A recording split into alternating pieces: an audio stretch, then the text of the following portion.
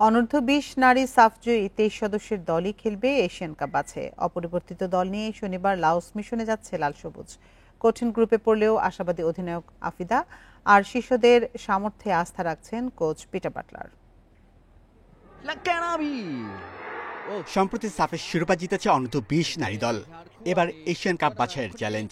সাফ জয়ী দলের উপরই আস্থা রেখেছেন কোচ পিটার বাটলার।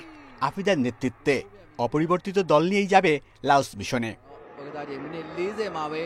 এইচ গ্রুপে বাংলাদেশের প্রতিপক্ষ দক্ষিণ কোরিয়া, লাওস ও পূর্ব তিমুর। 33 দলের বাছাই পর্বে 8 গ্রুপের সেরা 8 দল যাবে এশিয়ান কাপে। গ্রুপের দ্বিতীয় সেরা 3 দলও পাবে থাইল্যান্ডের টিকিট।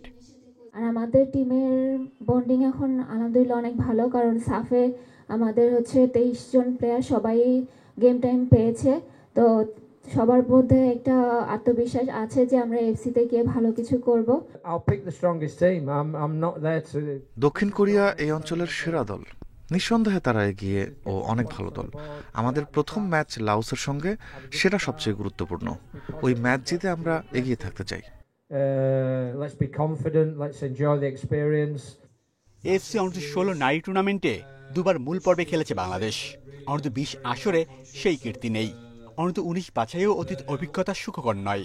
তবে বাটলারের সময় নারী দলের আত্মবিশ্বাস তুঙ্গে। এটা 2025 সাল, 2019 নয়। আগে কি হয়েছে সেটা দেখার বিষয় নয়। এদেশে ইতিহাস নিয়েই মানুষ পড়ে থাকে বেশি। সামনে এগোতে হবে। শনিবার লাওস যাবে বাংলাদেশ দল। 6ই আগস্ট প্রথম ম্যাচ স্বাগতিকদের বিপক্ষে। পরের 2 ম্যাচ 8 ও 10 August. Shamim Ahmed, independent news, Dhaka.